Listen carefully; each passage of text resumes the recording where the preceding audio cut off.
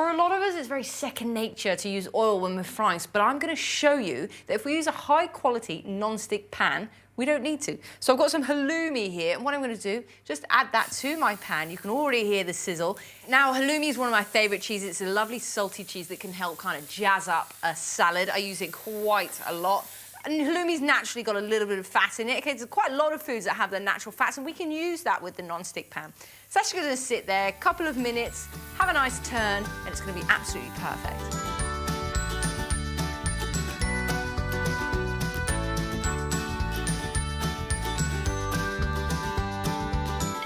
We'll just plop that on there, and just like Adrian would cut a slice of meat, I'll cut my gorgeous beloved halloumi just the same. What I'll do is just layer that on a gorgeous, refreshing salad. And of course, we have to taste. Fried to perfection, no oil at all.